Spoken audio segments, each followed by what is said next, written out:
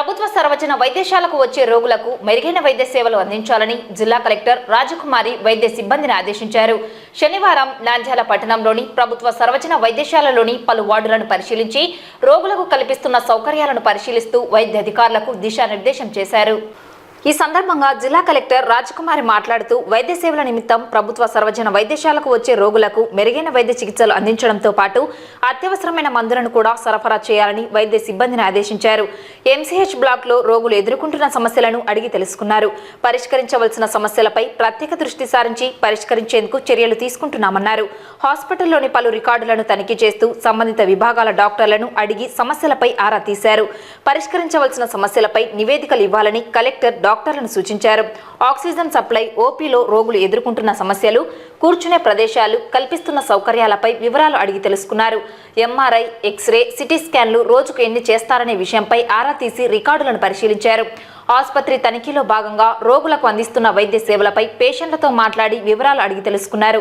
ఆసుపత్రిలో ఆపరేషన్కు అవసరమైన వైద్య పరికరాలను ఆసుపత్రి అభివృద్ధి నిధి నుండి కొనుగోలు చేయాలని జిల్లా కలెక్టర్ మెడికల్ సూపరింటెండెంట్ డాక్టర్ వరప్రసాద్ను ఆదేశించారు. ఆసుపత్రి అభివృద్ధి కమిటీకి సంబంధించిన ప్రతిపాదనలను సిద్ధం చేసి పంపాలన్నారు. జిల్లా నలుమూలల నుండి డాక్టర్లపై ఎంతో నమ్మకంతో వచ్చే రోగులకు సకాలంలో వైద్య సేవలు అందించి వారిని ఆదుకోవాలని డాక్టర్లకు సూచించారు. ప్రభుత్వ సర్వజన వైద్యశాలకు ప్రతిరోజు 1200 నుండి 1400 వరకు పేషెంట్లు రావడం జరుగుతుందని, తగినంత మేర సౌకర్యాలు లేవని సూపరింటెండెంట్ కలెక్టర్కు నివేదించారు. వైద్యుల కొరత తక్కువగా ఉందని, కార్డియాలజిస్ట్, సూపర్ స్పెషలిస్ట్ డాక్టర్ల కొరత ఉందని కలెక్టర్కు వివరించారు. ఈ తనిఖీలో డీసీహెచ్ఎస్ డాక్టర్ జఫ్రుల్లా, డాక్టర్లు, వైద్య సిబ్బంది పాల్గొన్నారు.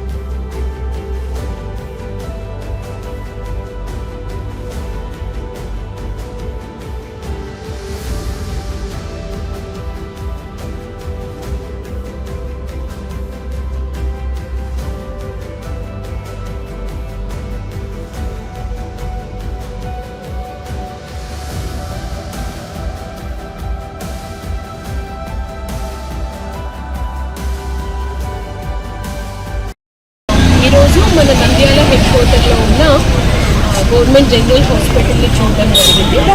టోటల్ మనకి 18 డిసిప్లిన్స్ 4 బ్లాక్స్లో ఉన్నాయి. ప్రతి బ్లాక్ని కూడా పరిశీలించడం జరిగింది. ఇక్కడ మనకి ఓపీ కూడా నియర్లీ 1200 వరకు వస్తూ ఉన్నారు. జిల్లాలో చాలా సదూర ప్రాంతాల నుంచి కూడా వస్తూ ఉన్నారు. వాళ్ళకి ఫెసిలిటీస్ ఏమేమి ఉన్నాయి, ఇంకా ఫర్దర్ స్ట్రెంథెన్ చేయాల్సిన అవసరం ఏముంది, అలాగే థియేటర్స్ ఎలా ఉన్నాయి, వార్డ్స్ ఏ విధంగా ఉన్నాయి, ఎక్విప్మెంట్ ఏ విధంగా ఉంది, ఎక్విప్మెంట్కి సరిపడా టెక్నీషియన్స్ ఉన్నారా లేదా, ఇవన్నీ కూడా ఈరోజు నేను పరిశీలించడం జరిగింది. ఇమీడియట్గా కొంత సపోర్ట్ ఇవ్వాల్సిన అవసరం ఉంది జీజీహెచ్కి. అది డిస్ట్రిక్ట్ అడ్మినిస్ట్రేషన్ సైడ్ నుంచి స్ట్రెంథెన్ చేస్తాం. మ్యాన్ పవర్ సపోర్ట్ కూడా కొంత అవసరం, అది కూడా స్ట్రెంథెన్ చేస్తాం. మార్నింగ్ ఓపీ 9 o'clockకి స్టార్ట్ అవుతుంది. సో డాక్టర్స్ కూడా టైమ్లీ అటెండ్ అయ్యేటట్టు, వార్డ్స్లో కూడా ప్రాపర్ కేర్ అందరికీ తీసుకునేటట్టు, ఎస్పెషల్లీ గైనిక్ అండ్ చిన్న చిన్న పిల్లలు మనకి పీడియాట్రిక్ వార్డులో ఉన్నారు, ఎస్ఎన్సీలో ఉన్నారు, వీళ్ళందరికీ క్యాజువాలిటీలో ప్రాపర్ కేర్. సో వాళ్ళు వచ్చినప్పటి నుంచి తిరిగి మళ్ళీ వెళ్ళేటంత వరకు కూడా ప్రాపర్గా కేర్ తీసుకొని ఆరోగ్యం వాళ్ళు బాగా చూసి వాళ్ళ ఇంటికి వెళ్ళేటట్టు చూడాలి అని చెప్పి డాక్టర్స్కి చెప్పడం జరిగింది. శానిటేషన్ పరంగా ఏ విధంగా ఉంది, అలాగే ఇక్కడ సపోర్ట్ లైక్ సెక్యూరిటీ ఏ విధంగా ఉంది అన్నీ కూడా గమనించడం జరిగింది. చిన్న చిన్న గ్యాప్స్ ఏమేమి ఉన్నాయో అది ఎక్కువ టైం తీసుకోకుండా ఇమీడియట్గా వాటినన్నింటినీ కూడా రెక్టిఫై చేసి స్ట్రెంథెన్ చేస్తాము. ప్రాపర్ పేషెంట్ కేర్ అయితే ఇక్కడ నుంచి ఖచ్చితంగా అందేటట్టు చూడాలి అని చెప్పి సూపరింటెండెంట్ గారు వర్క్ టీం అందరూ కూడా చెప్పడం జరిగింది.